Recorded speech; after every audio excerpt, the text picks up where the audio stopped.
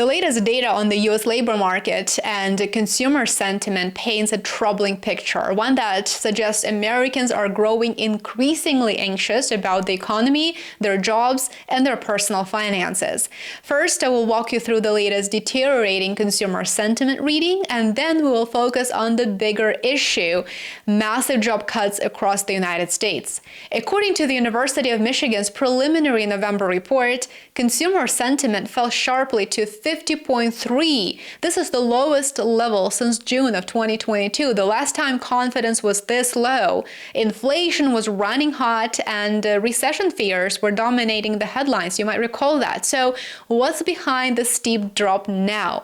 I have already commented on this over on my Telegram, by the way. I post there throughout a day. I'm very active there, and you're welcome to give me a follow. I would love to see you there. But I want to emphasize that there is a mix of factors right now, from the historic government shutdown, which I discussed in great detail in a recent video, to persistent inflation, and now a wave of corporate layoffs. These very concerning factors combined are shaking Americans' confidence in the economy. The report shows that a measure of current economic conditions plunged over 6 points to 52.3, marking a record low as worries about the shutdown and job security intensified. And it wasn't just one demographic that felt the pinch. The decline in sentiment was very broad-based, cutting across age, income, and political lines.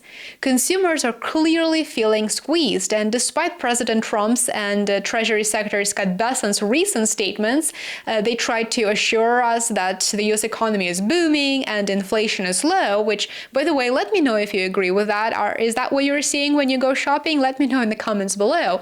But the consumers are not buying it. Spontaneous mentions of high price increases for the 5th consecutive month dominated the survey results. And also the survey found that expectations for near-term inflation tick up again. So to sum it up, it is absolutely clear that U.S. consumers feel intense pressure on their personal finances from multiple directions at this time. And those pressures are visible everywhere.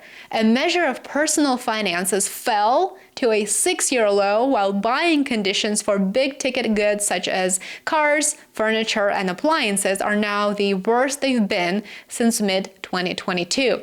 So the message is very clear. In other words, Americans are holding back, and clearly it's not because they believe the U.S. economy will improve. On the contrary, they're expecting a bigger downturn based on the results of the most recent survey. Adding to the anxiety are growing fears about job security. According to the survey, 71% of respondents now expect unemployment to rise in the coming year. This is more than double the share from a year ago. In other words, 7 out of 10 Americans think the job market is about to weaken, and they may not be wrong. Just this week, a separate report from Challenger Gray and Christmas revealed that U.S. employers announced over 153,000 job cuts in October. This is a staggering 175% increase from the same month last year. Seeing that type of an increase, or rather a spike, on a year-over-year basis is quite bad news. This is a major red flag. And it makes, of course, this the worst October for layoffs since 2003.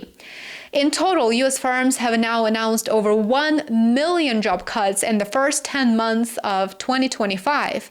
1 million job cuts in the first 10 months of 2025. Think about that. The year isn't even over yet. That number has already surpassed last year's total by nearly 45%. Technology companies are leading the charge, but warehousing, retail, and even manufacturing are also being hit. Job cuts in retail is very telling, in my opinion. It is a sign that consumer demand may have slowed considerably more than the official data is telling us, and associated costs have risen to the point where businesses have to cut operational costs. Companies are blaming cost-cutting measures, of course, as they typically do, and it is true. They have to face very, very significant price increases. They're also blaming weak consumer spending and the rapid adoption of AI. Just as cell phones transformed the job market 2 decades ago, AI is now disrupting industries at an even faster pace.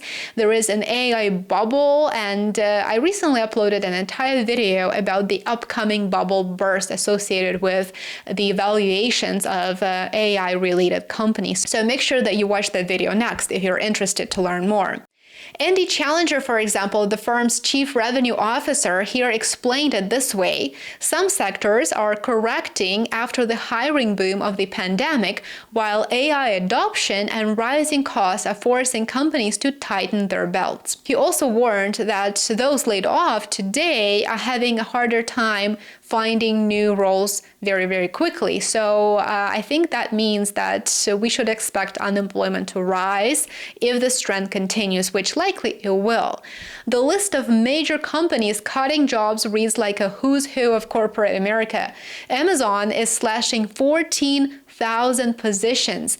Target is cutting 1,800 corporate roles, and Paramount Skydance has laid off about 1,000 workers. UPS eliminated 34,000 operational jobs this year, and of course, there are more companies that are going through the same process. Even long-established brands like Starbucks, Delta Airlines, and CarMax have announced reductions in their salaried workforce. So these cuts are, of course, signaling a shift in how companies are planning for the future. They cut costs to, of course, to reduce operational expenses because they don't anticipate an increase in demand for a variety of reasons, because consumers are worried, and so they're cutting on their spending. In addition to that, we have to consider the impact of the government shutdown too. It has become the longest in U.S. history, and key federal agencies remain closed at this time, and the crucial labor data for September and for October have not been released yet. It means that economists and policymakers are essentially flying blind, if you will. They're forced to rely on private reports like ADP's payroll data and the report that I just quoted earlier in this video to see what's really happening in the economy. But when Fed Chair Jerome Powell recently said that the labor market was only showing a very gradual cooling, those were his words, very gradual cooling, many economists and even ordinary Americans, I saw that in your comments too, raised an eyebrow, because the reality on the ground actually looks much, much harsher than that, as you can tell, and as you tell me in your comments, and I keep saying that, but I do read your comments, and although I can't respond to every single one of you, I do appreciate you engaging with the content. So this mix of economic uncertainty, high living costs, and job insecurity is a recipe for declining consumer sentiment, and that's exactly what we're seeing. The timing couldn't really be worse. Consumer spending accounts for roughly 70% of the US economy, meaning when Americans pull back, the entire economy feels it. If confidence continues to deteriorate, it could deepen the slowdown that quite clearly has already begun. Whether this turns into something more serious will depend on how quickly consumer confidence and jobs can recover. But one thing is very certain at this time. Right now, American consumers are very nervous, and that nervousness could soon ripple through every corner of our economy. If you're in the United States, please let me know if you relate to these fears. Let me know what you think. What are your thoughts on where the economy is heading? Leave me a comment below. As always, I would love to hear from you.